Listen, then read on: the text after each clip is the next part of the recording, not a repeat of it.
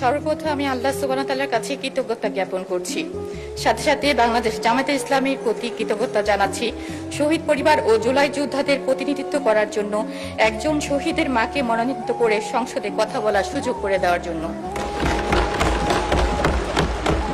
আমি ঢাকার সর্বকনিষ্ঠ শিশু শহীদ জাবির ইব্রাহিমের মা। 2024 সালের জুলাই বিপ্লবের জীবন দিয়েছেন শত শত মানুষ। রাষ্ট্রীয়ভাবে স্বীকৃত শহীদের সংখ্যা বর্তমানে 865 এবং আহত যোদ্ধার সংখ্যা 15,903 জন। এদের মধ্যে 43 জন সম্পূর্ণ দৃষ্টিশক্তি হারিয়েছেন এবং প্রায় 2000 আহত যোদ্ধা স্থায়ীভাবে পঙ্গুত্ব নিয়ে জীবনযাপন করছেন।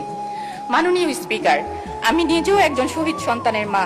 তাই আমি জানি একটি পরিবার যখন তার সন্তান হারায় তখন শুধু একজন মানুষ হারায় না, একটি স্বপ্ন হারায়, একটি ভবিষ্যৎ হারায়, একটি পরিবার তার আশ্রয় হারায়।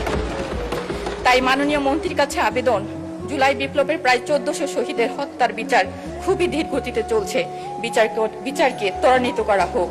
সাথে সাথে অন্যান্য বিচার বহির্ভূত হত্যাকাণ্ড যেমন বিডিআর তথা পিলখানা হত্যাকাণ্ড, শাপলা চত্বর হত্যাকাণ্ড, সাগররুনি এবং আমাদের হাদি হত্যার বিচার ত্বরান্বিত করা হোক। সর্বপ্রথম আমি আল্লাহ সুবহানাহু ওয়া তাআলার কাছে কৃতজ্ঞতা জ্ঞাপন করছি। সাথে সাথে বাংলাদেশ জামায়াতে ইসলামীর প্রতি কৃতজ্ঞতা জানাচ্ছি শহীদ পরিবার ও জুলাই যোদ্ধাদের প্রতিনিধিত্ব করার জন্য একজন শহীদের মাকে মনোনীত করে সংসদে কথা বলার সুযোগ করে দেওয়ার জন্য। আমি ঢাকার সর্বকনিষ্ঠ শিশু শহীদ জাবির ইব্রাহিমের মা। 2024 সালের জুলাই বিপ্লবের জীবন দিয়েছেন শত শত মানুষ।